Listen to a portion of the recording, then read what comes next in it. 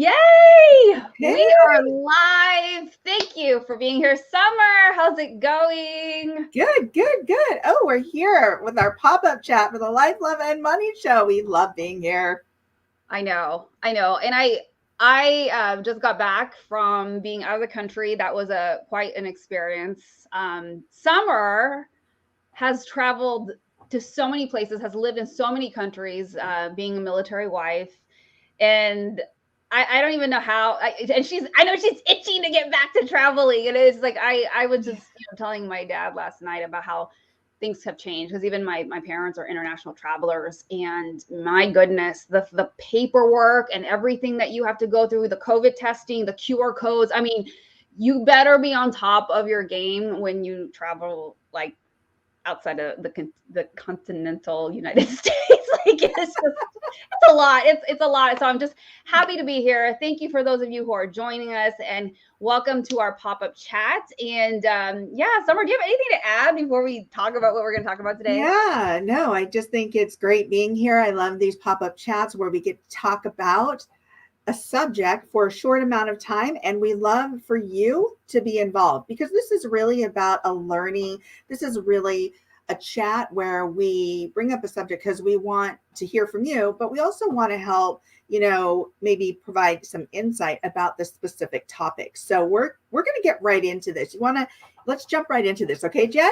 Yeah, let's do it. Okay, so today we're talking about, are there certain qualities you need to be an entrepreneur? This is our topic for today. And I thought this was really interesting because, there are different people, there are different people out there, and there's different stories, and there's different backgrounds, and not everybody starts off as an entrepreneur, and it's always interesting to hear the journey. So I love this question because it's what are those things that make up an entrepreneur? What are those qualities and those traits? I even thought of a sub question would be like, is it something that you're born with, or is it something like learn, behavioral, or is it something that, that's innate already within you? So Summer, do you want to start off? Like, I would love to hear what you have to initially say about this particular question. I have to say that subsection, that sub question that you just asked is really interesting, because when you think about it from a clinical perspective, I think, especially with the word traits, I think about personality, right? So when you're coming from more of a clinical framework, when we use the word traits, we think about personality. And yes, a lot of times it takes maybe a certain personality to do this job, or you maybe are going to mold your personality to do the job of an entrepreneur. So there's so much to be said here. I was so excited to talk about this today with you, Jen, and those of you out there. So please, if you have thoughts about, are there certain qualities or traits that you need as an entrepreneur? There are several, but I think we all have these traits, right? Yeah. It's how we tap into them. So I'm going to touch on just a few. I'm going to go down this list of some of the traits that I'm talking about, some of the qualities. So some of those are resiliency, big time. As an entrepreneur, how do you, just in general, think about how you bounce back from things?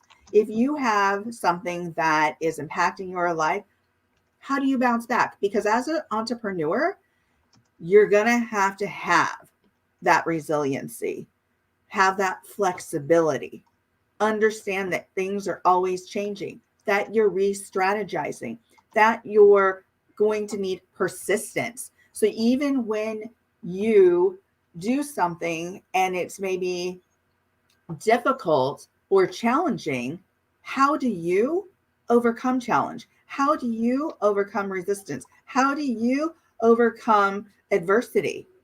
Those are really important skills to tap into. And you learn, as an entrepreneur, you learn so much more about yourself.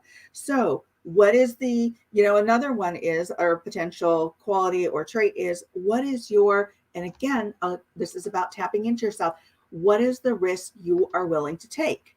Because with entrepreneurship comes risk, challenges, motivation. What's motivating you? What's your why as an entrepreneur? What's your abilities? What are your skills and abilities? Because we've all learned various skills and abilities, So what are those? What are those that you are bringing forward to apply to entrepreneurship, to apply to creating a business that you love, that is built with intention? Yeah. Jen, I want thoughts? to add to this one. Um, okay, that's an interesting comment on YouTube. Oh, yeah. So, let's see. Oh, my that has nothing to do with anything. No. Okay.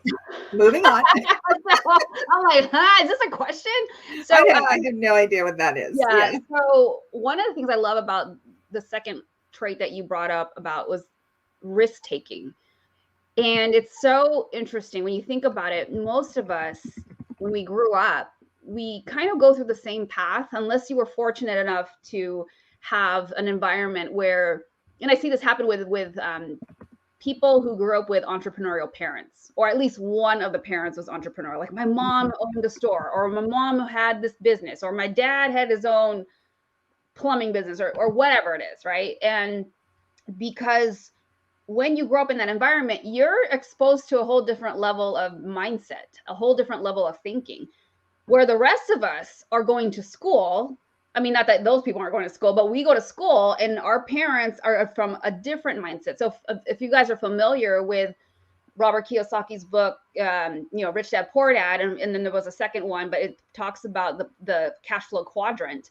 There's different quadrants of types of people, and so you're either going to be on the employee side, or you're going to be on there's the employee, self-employed side, and then there's the business investor side. And so when it comes to taking risk, and we're so used to hearing, go to school, go to college, get a good job, you want to make sure you have that steady income, you want those benefits, like you're already being indoctrinated that that's the safe and only route. And it's not until later that if you're open enough to be exposed to other ways of making a living or making a lifestyle or other things, and then you start to see like, wow, there are different levels of risk. I know for me it was like I don't know if I would say a wake-up call, but to see that there was a different way to approach, what are you going to do in this lifetime. And then you start to learn other things like, well, it's more risky. My brain is just going crazy right now. There's so many different levels of risk, because the people on the business investor side can say, well, it's more risky to have a job because you have no control and you can get fired at any time. The other side of the argument could be these people on this side could look at the business investors and say like, yeah, but it's not a guaranteed paycheck. So you're risking that you don't have that guarantee. So it's like, there's, what is risk? How do you define risk? Yeah. And then not only that, how you define risk, but what kind of wherewithal do you have in order to, handle the ebbs and flows, or handle, hey, there is a cap, there is a ceiling. You have less potential to grow exponentially, especially when it comes to your money and your income. So this one I think is such an important one that you brought up, Summer. Risk is huge, because I would say out of many of the traits and stuff like that when I think about entrepreneurship, it's probably one of the biggest ones to me, where not only are you taking the risk, but then there's also there's also the opposition from different people in your life, depending on who's in your circle, where you're going to be challenged in terms of answering, well, why are you willing to take that risk? Yeah, absolutely. And we could go down that road of what's going to help support the entrepreneur. And one of those things is connection, not just networking, but connection, making real relationships with other entrepreneurs and building those relationships. So, which gets to equality. What is your ability or your quality? And have you done this in regards to reaching out, to making relationships, to creating and bringing together people? Because that is an important part of entrepreneurship. It really is. And so that is something that if you don't feel like you're the best at that, that's something you are going to get better at as an entrepreneur. Trust me, because it will help you to build that circle of entrepreneurship.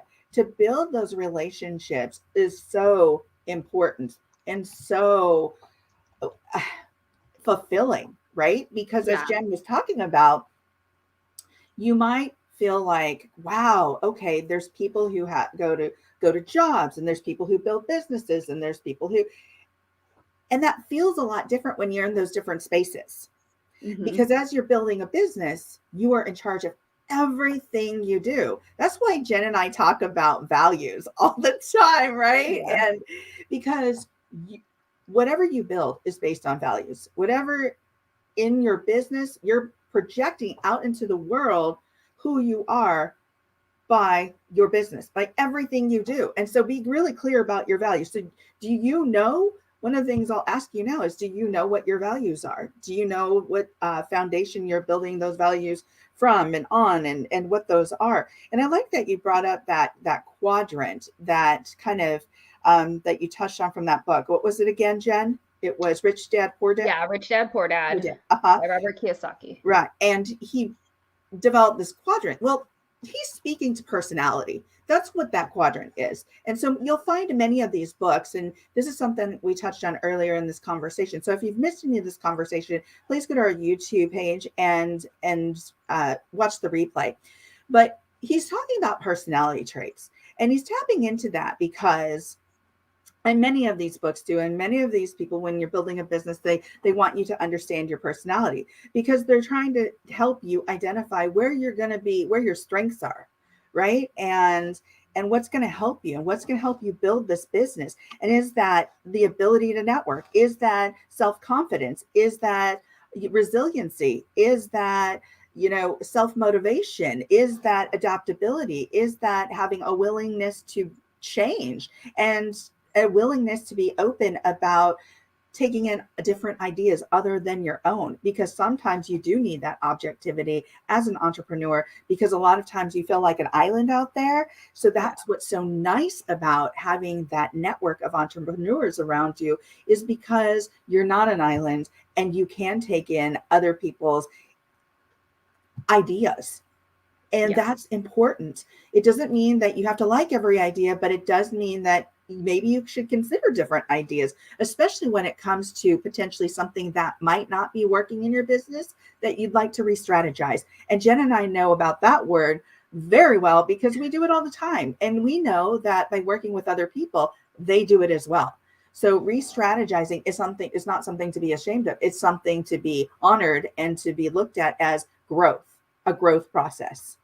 Yeah.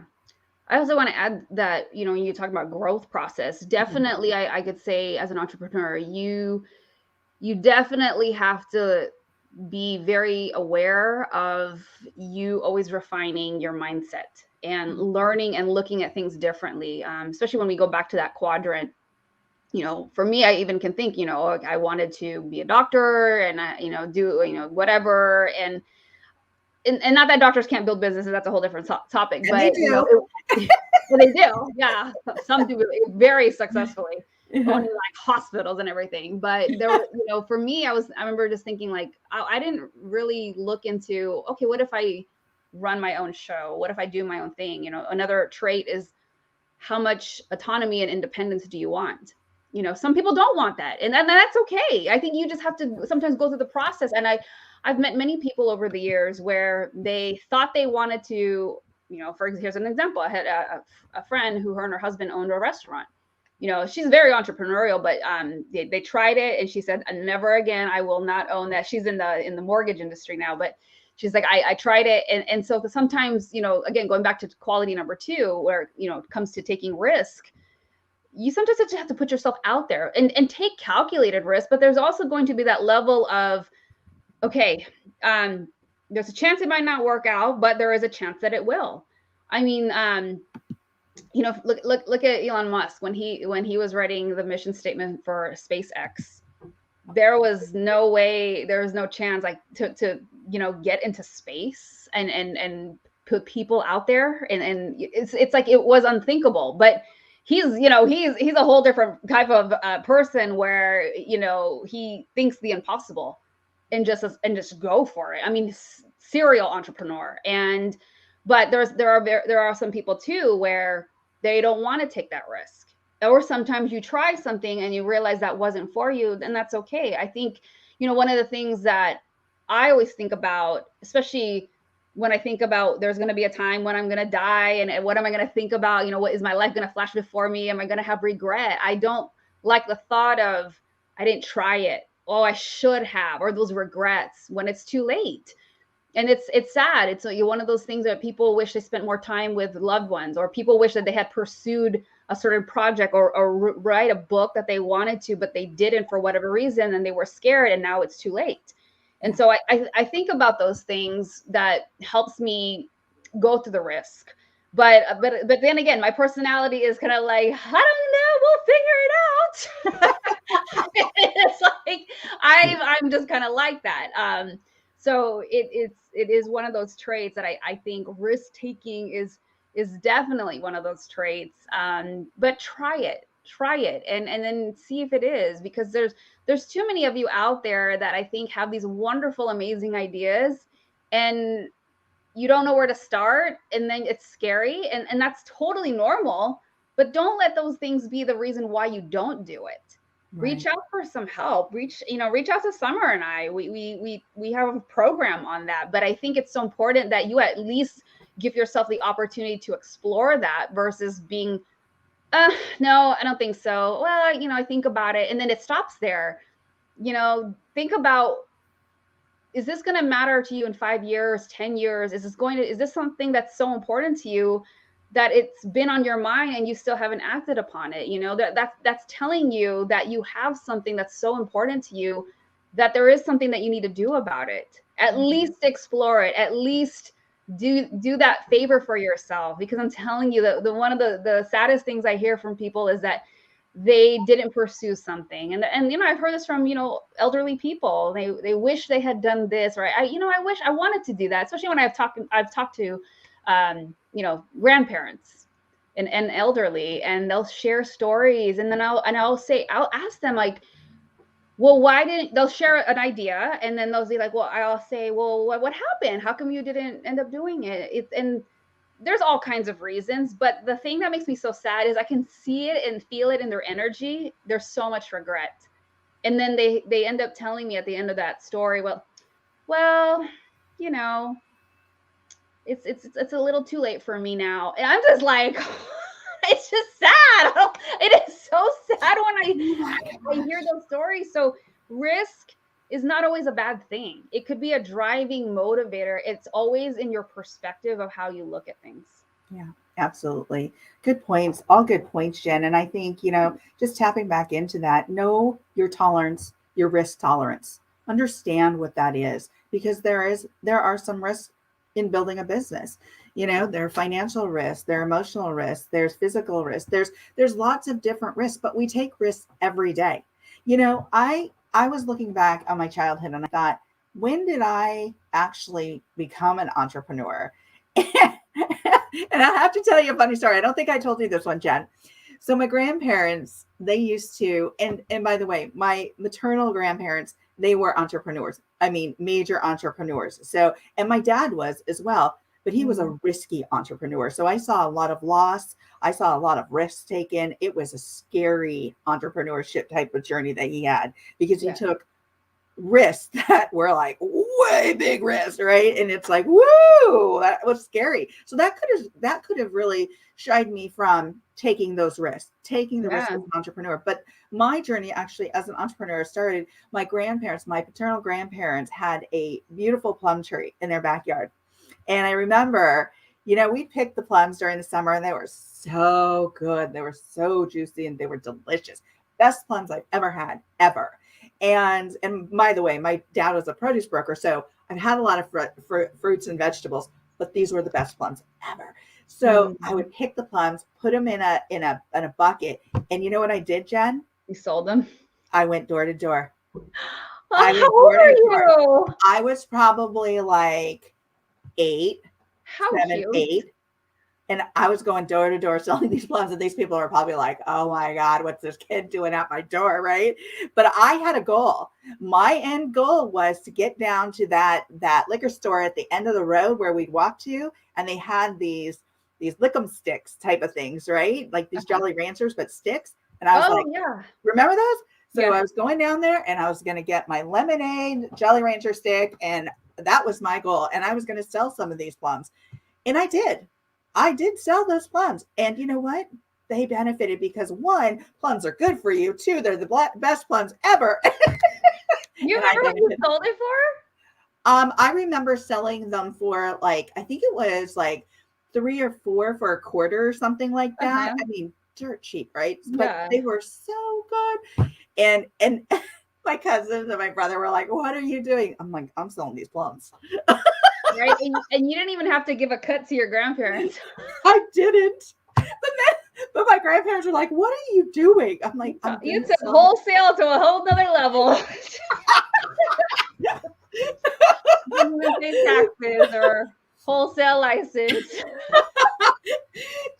I tell you that story because, as a kid, we don't really think about risk all the time. We just think about the end result, right? And it's like, Yeah. oh, I want this. I want to do this. And so as adults, we start, ooh, that looks a little scary. Oh, I don't know if I'm ready for that. Oh, this is unfamiliar to me, right? So just like when I started the podcast, it was just something I had never done, but I was gonna jump right in. I told, the young guy that I was working with, I said, I'm just jumping right into this and we're gonna do this and you're gonna be my editor. And he's like, yeah, absolutely. And we did it. And I'm almost at my 200th episode today, so it's like sometimes you just got to evaluate that risk. You got to look at, how adaptable you are. I did have a supportive community around me, which is really nice. Sometimes there was a little bit of that resistance, like, hey, what are Yeah. you doing? You've got this degree, you've got all this stuff. What are you doing? Why aren't you applying that? But you know what? We do. We bring all those that skill set and skills forward and apply those to everything we do. So don't ever think that, oh gosh, what am I going to do with those skills that I gained through the degree or through working all those years?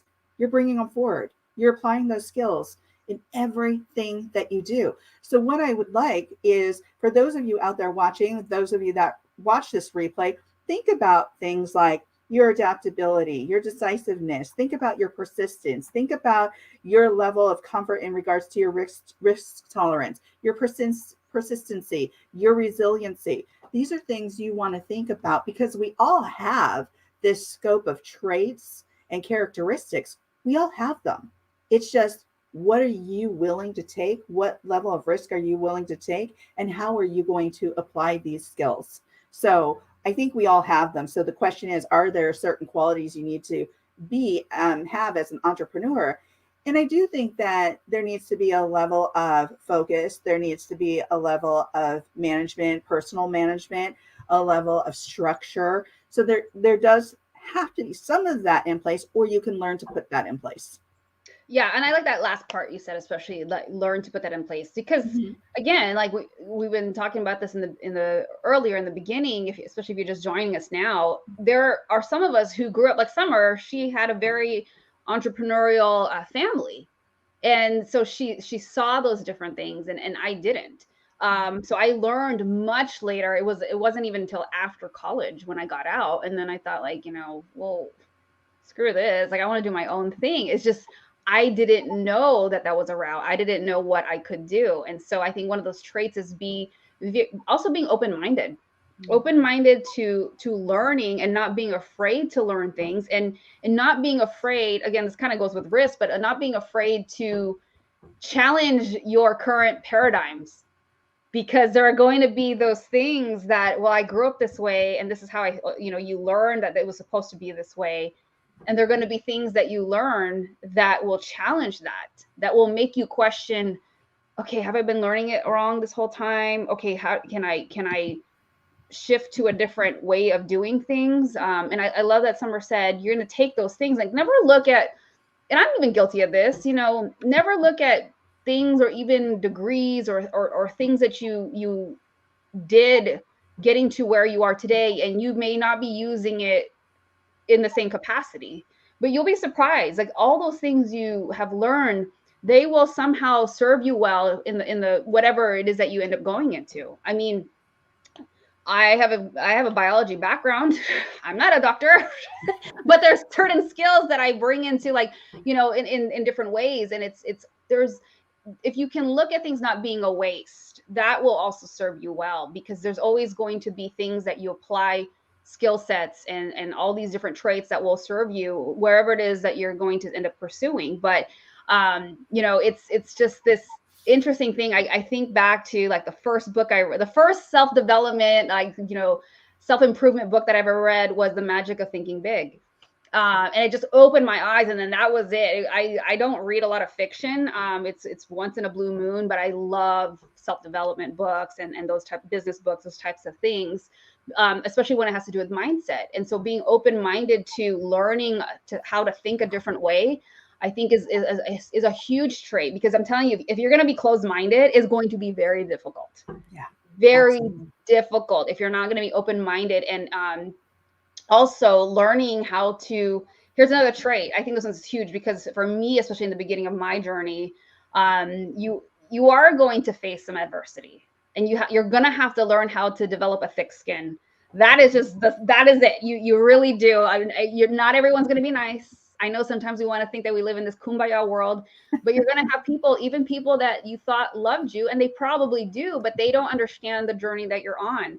And so one of those traits is learning how to develop a thick skin and not taking it so personally, because you will hear things that are going to go against the grain and go against what you want to do. And it could easily make you go like, forget it. I don't think I'm cut out for this. I don't think I should do this anymore. Why? Because you heard somebody say that they don't think your idea is going to work. Do you know how many people would not have created companies, products, and businesses if they listened to all the people that said something that was totally against what they were trying to do? It's such a trait and quality that I need to bring up, because you are going to need to know how to develop a thick skin. And I say this a lot, sometimes there's people in your life that you're going to have to just love from afar, because they're not going to understand your journey and not understanding what you're doing.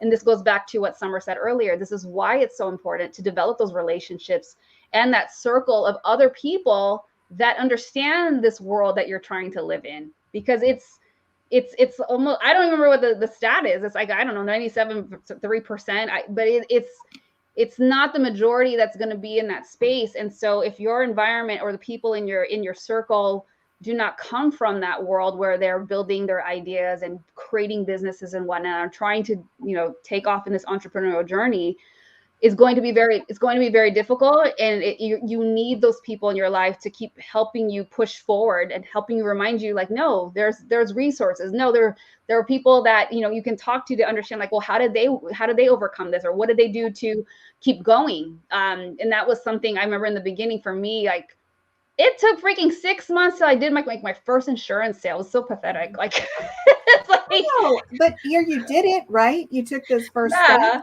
And I want to touch on something that you said yeah. earlier, Jen, about, having a biology degree and how you apply that. And I'll tell you, well, working with Jen, and this is example, working with Jen and her having that biology degree, I'm sure she had to do a lot of critical thinking, about what happens when, or, how does this develop in the body? And so that critical thinking aspect, that research aspect, let me tell you, Jen's a research around nut, a nut around research. There we go. And so it's like, so what she does is we do a lot of research, and we have to be able to apply that to the business that we do, to be able to go further. I mean, just in our videos alone, to cut off 3 seconds of a beginning of a video, Jen's like, hey, we need to cut off 3 seconds of this video. That's because she's research oriented.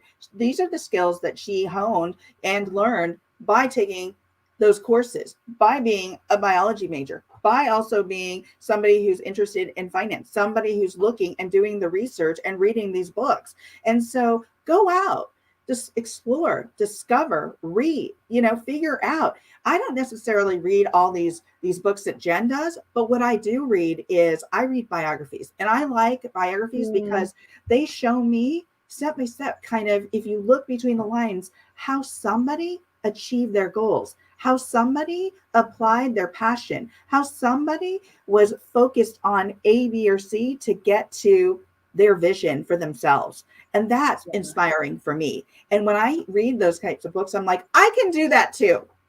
Oh, I love biographies. I Oh my love gosh. those examples of these people's stories, or Right. and some of them, the beginnings of their story and their life is just like, wow, I how mean, many people would have just completely have given up? here's one right now that I'm reading, David Grohl, the Oh, storyteller. And it's like, this is about him and his stories and where he got and where he came from. And uh-huh. it's like, these are the stories, the real stories, not just somebody telling me, oh, yeah, I got to do this, because you can pick and choose from those type of books what applies to you and how you can, apply that to your business. These stories for me are inspiring. And it's I like, love that. Yes. right?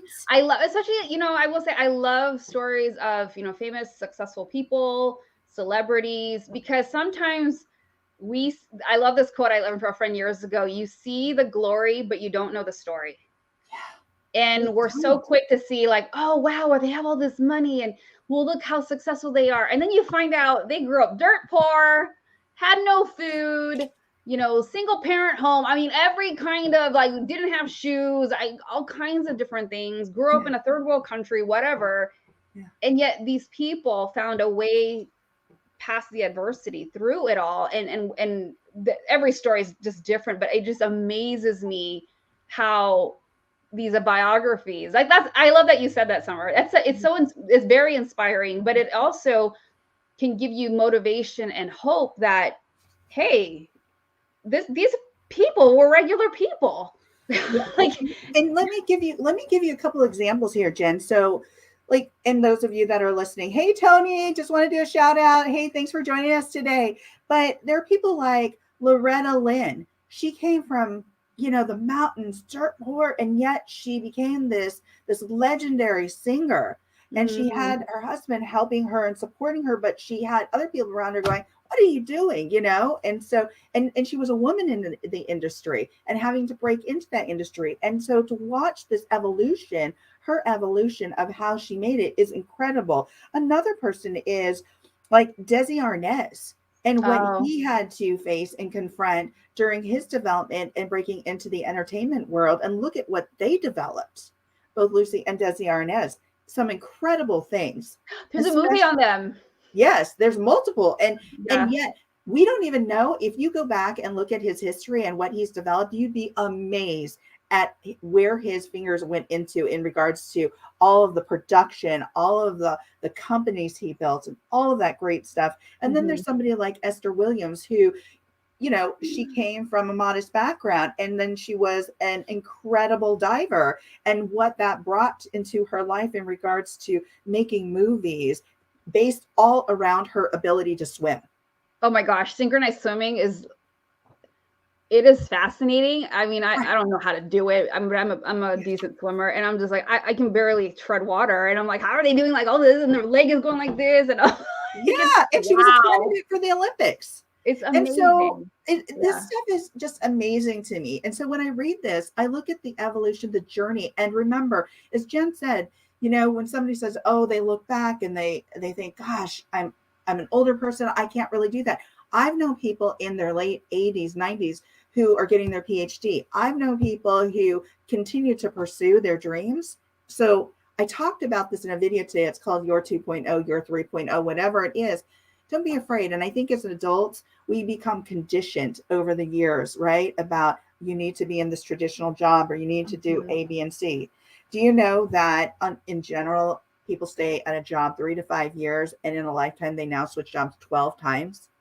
So, on average. So, it's like there's an opportunity for you to develop and to jump into something that you might be passionate about. And if you need some help with that, just take a look at your skill set. Take a look what you'd be bringing forward to apply to that entrepreneurship. Even if you're an author, you have to be an entrepreneur today. That means that you're building a business around what you're writing, your books, because many of those companies that publish your books, they don't market for you. Who's going to be doing the marketing, Jen? We are. Exactly. Exactly. So, bottom line is, know that you are an entrepreneur. You have that skill set. It's just about how are you honing it? How are you applying those skills? What skills are they? Recognize what those skills are and be curious. Stay Oh, curious. it's a good one. I Stay gotta put curious. that. Yeah. Be curious. Curious. Stay curious.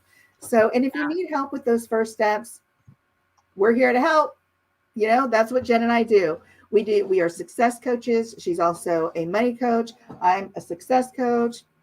We come from different backgrounds, so we bring that expertise together, and we can help you with your first steps. Anything That's else, so Jen? cool. I just want to highlight Tony Taylor. Thank you for being here. And I thank you for your amazing and encouraging words. I said, this is so good. Everyone in my network needs to see this.